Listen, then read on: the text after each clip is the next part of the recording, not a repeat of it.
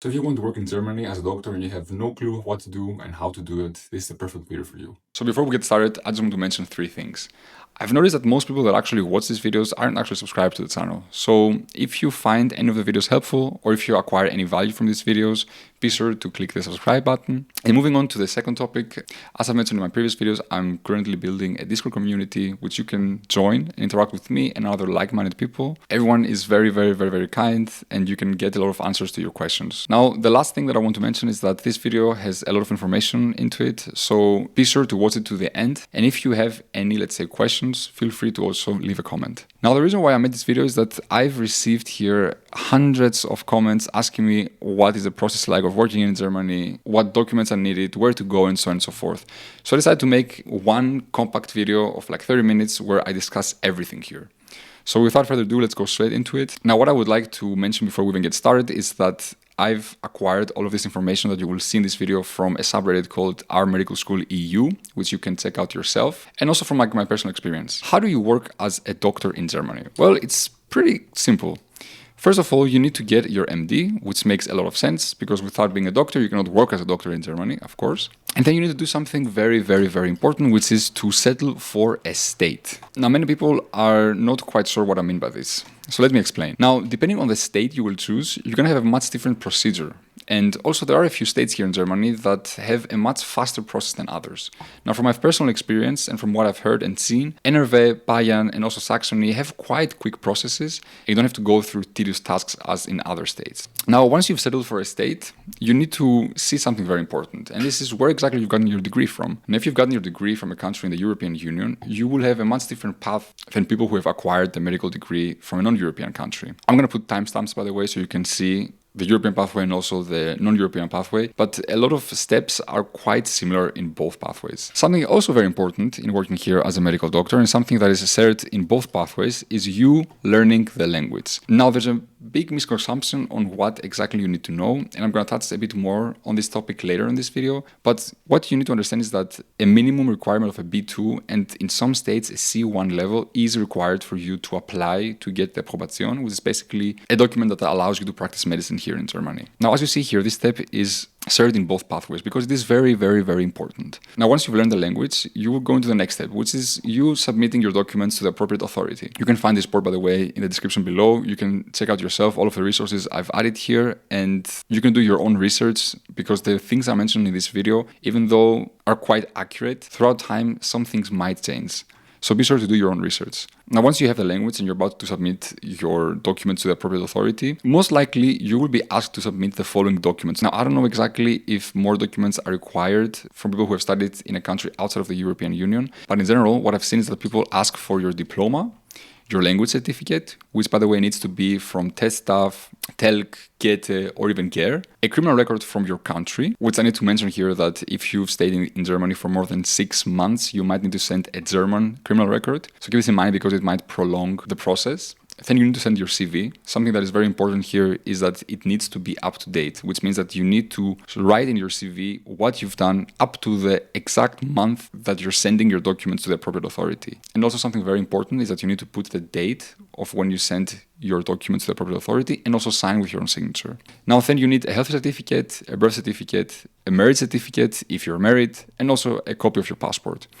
Now, as you can imagine, most of these documents you're going to acquire from your home country, so be sure to translate them in your home country and also getting an apostille on said documents. This is very important. I'm going to talk about this later. Now, after you've submitted your documents, most likely they're going to be processed. This might take a while, but you're going to receive a reply from this authority where they're going to say with you that everything is properly processed and you have acquired an appointment for the FSP, which is basically the language test that you need to take. I've talked about this in a previous video. You can find it on the top right corner. I'm probably gonna add it while uploading the video, I don't know. So once you've taken this test and once you've passed it, you're basically the proud owner of your Approbation. Congrats, you can now work in Germany. It's really as easy as 1, 2, 3. Now let's move on to the other pathway, which is the non-European pathway. So as you can see here, you basically have a very similar structure. You need to learn the language, submit your documents, take the FSP, and also something in addition, you need to take another exam called the Kenntnisprüfung, which basically shows that your medical level is the same as people who have studied in Germany. Now, after you passed your Kenntnisprüfung, you have your Approbation, you you can start working, everything is perfect. Now I want to mention something more on this pathway, and this is the Berufserlaubnis. You also need to keep in mind, because I feel like it's something very helpful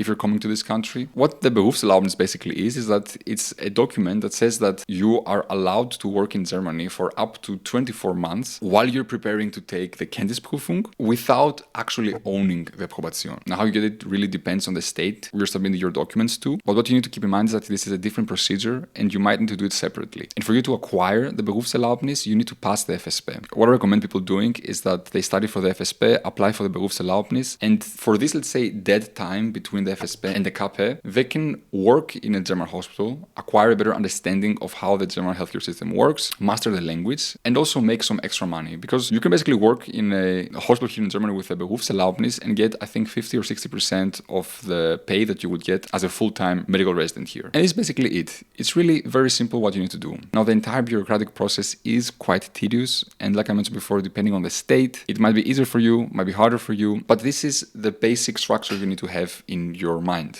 You need to learn the language, submit your documents, prepare for the FSP. If you come from a non-European country, prepare for the KP, and then you just have your Probation. You can start working here full-time as a medical resident. Now, I can understand that this decision for many people can be quite difficult, because you need to move to a different country, you need to learn a new language, you need to get accustomed to like a new culture, a new mindset, a new lifestyle. So because I've also gone through this process, I have written down here a few tips that helped me, and I feel like they can also help you get a better understanding of how you can prepare for your next move, which is to come here and practice medicine. Now, I've basically structured this into 6 main categories: the costs, the language, the Hospitation, the specialties, job finding, and tips. This is based on most of the comments that I've received on my videos. So let's get started directly with the costs. I know that coming here can be a very costly experience. You need to spend a lot of money to find an apartment, prepare your life, language schools, you need to worry about the documents, and so many other little things that you don't even realize before you come into here. So what I've done here is I've created a small mind map where you can see exactly what your costs would be like once you move here. So what I want to say to begin with is that you need to pre-plan this properly before making the decision. What I mean by this is that before you even come here, you need to understand where exactly you want to work in, see if the city is the right fit for you, understand the little things in this decision. Because at the end of the day, since you're moving to a new country, you're gonna have a new lifestyle. And coming to a country just to work isn't the best move. Finding where exactly you will have the best lifestyle can really help you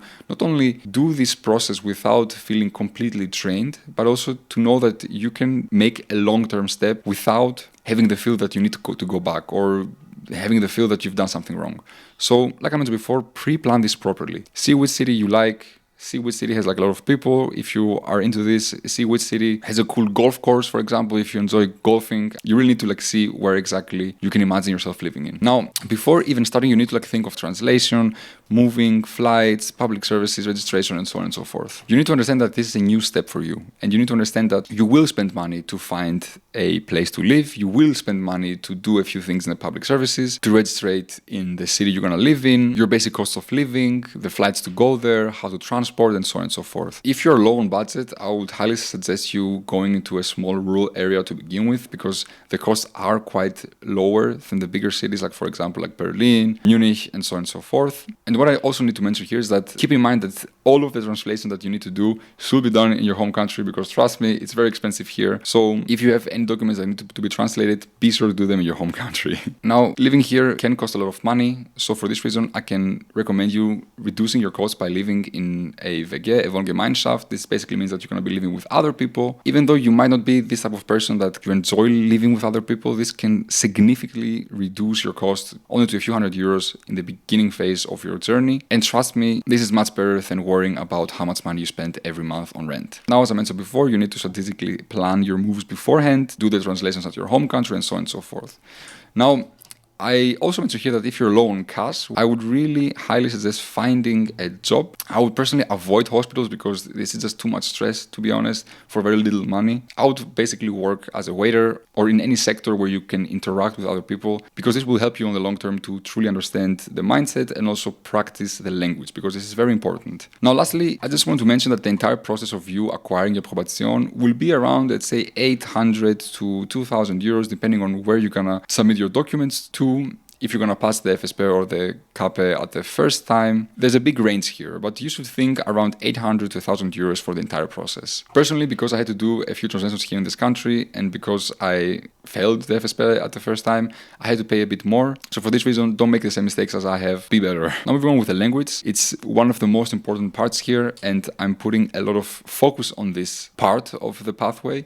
Because even though B2 is a minimum requirement on paper, C1 and even C2 can be recommended, especially for the FSP. Now, my honest opinion is that it really doesn't matter if you know how to speak the language. If you can show to the people here that you are fluent with the language, it really doesn't matter what type of degree you have. It might help you later to have a C1 level once you are on the job hunt, because some employers might take you a bit more seriously, but it really doesn't matter. You just need to speak the language. And for you to master the language, like I mentioned before, you can find a job, you can get a Hospitation, which I'm going to talk about soon, or even start interacting with German people. Like, this is so valuable and people don't do it because they're scared, but this can significantly increase your German level without you even realizing it. I've also added like a resource for you to see how much time you usually need to like learn a language in this mind board, like I mentioned before. Check it out in the description below. Now, the Hospitation. Now, this is something that like a lot of people have asked me about. I've made a video on how you can get a Hospitation here in Germany,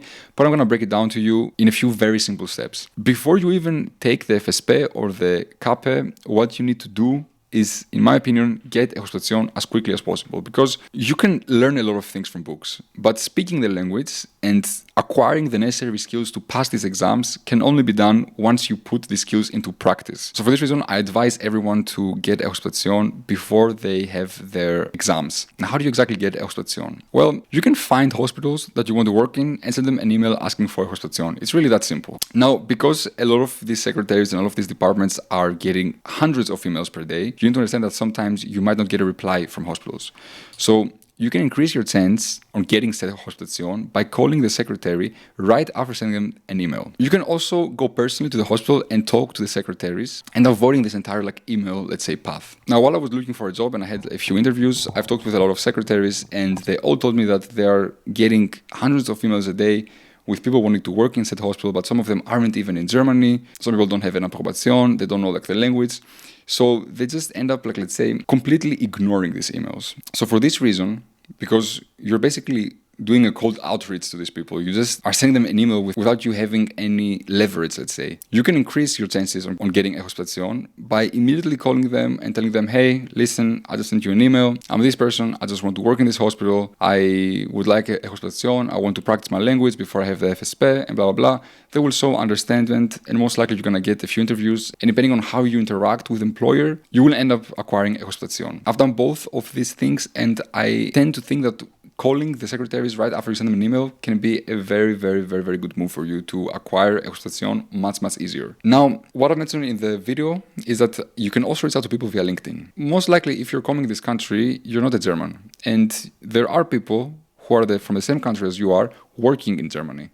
So why go through this entire process of cold outreaching to these people when you can literally shoot a message to someone who is Greek, Syrian, Egyptian, Indian, Russian, American, who has taken the exact same process as you have and knows what you're going through?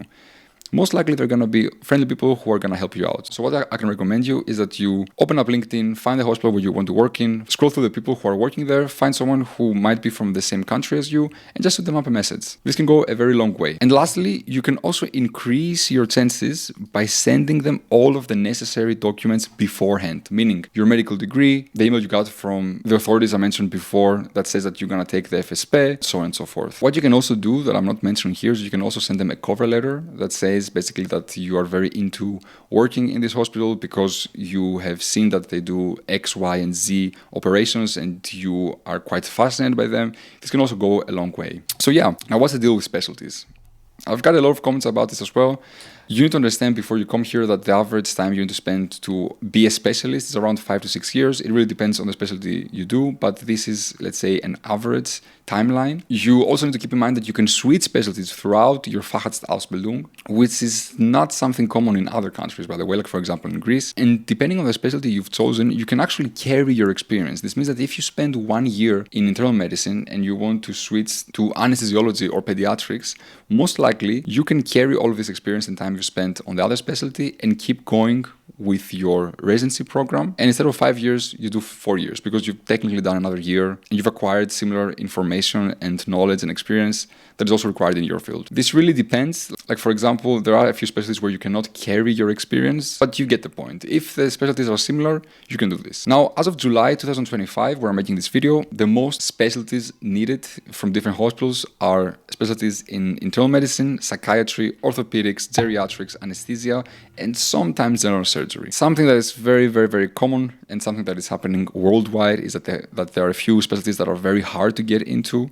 And at this moment of time, dermatology, plastic surgery, ophthalmology, and radiology are 4 very, very, very hard specialties to get into, but not impossible. What I can recommend you here doing is that you can acquire some experience in your home country or even do a lot of hospitation in these, let's say, specialties and get some reference letters from the doctors who you worked with in order for you to increase your chances of acquiring a job in said specialties. Because if someone sees that you know what you're doing and you have experience in said department, they will be too dumb to avoid hiring you. So yeah, now, how do you exactly find a job? This has been quite a struggle for me because I wasn't quite sure how to find a job. But I've done my research, I've talked to a lot of people, and this is how I realized that this is the best way for you to find a job. Now, there are many websites you can use, like for example, like this one, and this one. Most likely, once you find a job there, you're going to be redirected to either a form you need to fill out or the website, and you can apply there. But here's a very common problem with using websites like these ones here. Now, a lot of the time, hospitals, even though they might have an open position for you, they do not publish this on their websites or in any shape or form. If a hospital ends up publishing that they're looking for a place, it might be a bit too late sometime. How you can basically bypass this problem is by going to a lot of the hospitals and their websites, maybe from the local ones or different hospitals that you're actually very interested in working in, and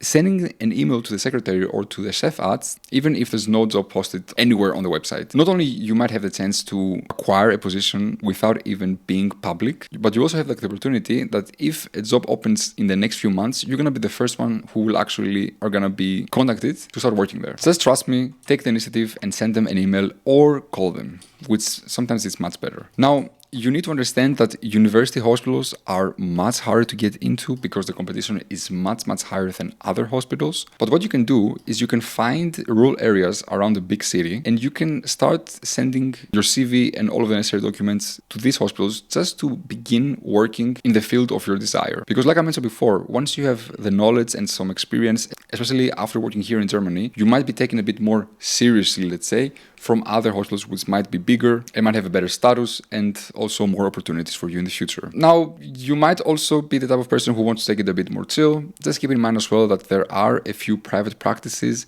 that are open and can also help you begin your journey of your medical residency. So keep this in mind that if you cannot find anything else, you can also start reaching out to private practices in your local area. What is worth mentioning here as well is that there are a few specialties, like for example, ophthalmology, where you can do the entirety of your medical residency at a private practice, or other specialties like internal medicine or dermatology, where you can do most part at a private practice. So yeah, keep this in mind. Now, my final tips. You don't know what to do, you can watch this video. I've made a video about my mindset here in Germany and how this entire, let's say, journey shaped me to who I am. I can really recommend you watching this. If you're confused about taxes and insurances, you can also watch this video here. Or if you have questions on how much a doctor actually earns here, you can also watch this video here. I want to end this section with saying 2 very important things. And first of all is that time is money. You need to understand that the more you stay unemployed here, the more time you're wasting for you doing what you really want to do. So don't overcomplicate things. Don't think too much about what to do, how to do it, and so on and so forth. Just do it. If you're not sure exactly what type of documents to send and how to write an email, just start by sending to a random hospital an email, see if they reply. If they didn't reply, okay, find a way to make your email a bit better. Find the things you're lacking and try to improve them. Because the more time you will stay unemployed and the more time you will stay in this, let's say, passive phase where you don't do anything, it's the time where you're going to feel the weakest because you're not productive, you're not doing anything. You're just staying somewhere without you doing what you really love and what you really worked for. Because you're going to be staying here and you're not going to be doing anything. And this can really, really affect you emotionally and mentally. So trust me when I say this, the most important part in this journey is for you to do things as quickly as possible in order for you to get into the system. And then you're going to see how many of these questions and uncertainties that you might have are going to be resolved by themselves. Lastly, the one very, very big important tip that I can give everyone because it's something that I've seen many people not do, and I cannot stress this enough that this is very, very, very, very, very important. Once you come here, and before you even send your documents to any of the services, before you send your documents to any hospital, be sure to go to a notary's office and get a certified copy of all the translated documents. The dumbest thing you can do, especially in the first part of your journey where you need to submit the documents to the aforementioned services, is sending them your original documents and them getting lost or them missing something that you had in its original form. So save your time, save your money, save the stress of this entire procedure, and make a certified copy of all the translated documents or of any document that you might need in the future. So now I know that these are like the most important things that you need to know in this video, but I do realize that seeing all of these things and listening to all of these theories might not be so practical for you. So for this reason, I decided to also share my path here, of what I've done, so you can get a better understanding of how one path should look like. You're gonna see that I've made here mistakes, you're gonna see that you can make better choices than me, but having an idea of the steps someone has taken might also help you see how you can plan your own steps. So yeah, what I've done basically is that once I came here, I learned the language up to the B2 level. I found this the most important thing. I spent a lot of months to learn the language to the B2 level, and then I did a special training for the C1, which was for the medical terminology and so on and so forth. I don't feel like this personally helped me a lot because, like I mentioned before, doing a Hospitation in a department like Innere Medizin can give you much more value and much more knowledge and experience than going into a room for 3 hours a day and learning the language. Once I was learning for the C1 level, I submitted all of my documents and I applied for the Approbation. During this time, I also got an appointment for the FSP, which was in 1 month, I think, after I submitted my documents. And because I wasn't quite prepared for this exam, I failed the first time. And I realized that the things I've learned in a classroom weren't actually needed so much during the examination. And this is when I decided to switch my entire mindset, go do a Hospitation in Innere Medizin, start taking like the anamnesis because this is the most important thing. I started talking with people, started going out, interacting more and more and more with people, started like going out of my comfort zone, learning the language better. And I retook the FSP 3 months later and I passed it successfully. Now, because like I mentioned before, this was like a very big time for me and I didn't know that there was a problem with my criminal record. I had to wait around a month to acquire my Approbation because I had to resubmit my criminal record, and this was a very timely and bureaucratic process that I had to go through. But yeah, a month later, I got the Approbation in my own hands. I saw it and I was like, wow, okay, I finally got it. I can now start looking for a job. I need to mention here that some people have actually gotten their Approbation much quicker. I just had to go through like another process. Now, as soon as I got my Approbation, I started directly looking for a job online. I sent dozens of emails to departments I was interested in, and I started sending every day really dozens of emails because I realized that I needed to like get a job as quickly as possible. I also reached out to a few agencies that weren't this helpful, to be honest, because only a couple of them actually reached out to me a few weeks later with a few possible jobs. Something that I need to mention here is that these agencies don't require money from you. I feel like they have specific deals with specific hospitals and they only get paid once you get employed somewhere. You can also look a bit more into this of finding a job, but I'm not so sure how successful it might be. And yeah, I started sending dozens of emails every day trying to find a job in the area where I'm currently living in. What you also need to keep in mind here is that once you get a job, there's a bit of dead time also between the moment you sign the contract and the moment you start working, because there is a time to process all of these documents and for you to get employed. So this is why I don't find the entire procedure with working an agency so helpful time-wise, because you can just massively reach out to people and get this process done much quicker. Now, I had around 5 interviews before I signed my contract, and I kept getting positive replies as the months kept passing, and I've got accepted into most of these interviews. But once I found my dream job at my dream hospital, I decided to say no to all of the other opportunities that I had, and as of January 2025, I'm working full-time as a medical resident in radiology. So yeah, that was my journey. I hope this video can really provide you as much value as possible, because I can truly understand not only how hard it is for you to take this step, but also find appropriate information online, because everything is a bit too chaotic and this information doesn't focus so much on what actually works. If you found this video helpful, be sure to subscribe, leave a like, leave a comment. If you have any questions, feel free to comment them down below. I'm gonna do my best to answer them. Don't forget to join the Discord community. And as always, thanks a lot for watching, and we're gonna see each other in the next video. Bye.